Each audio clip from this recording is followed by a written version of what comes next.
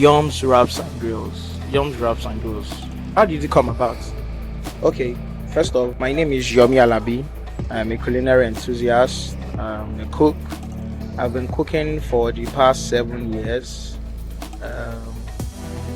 That's how long the journey has been. But with YUMZ itself as a brand, kicked off early this year. Our first location is here in Unilag, Moremi Gardens.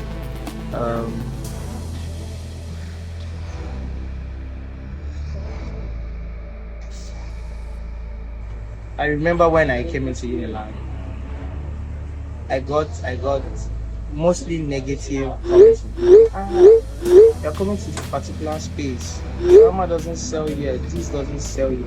And I can remember vividly telling them, you've not tried mine.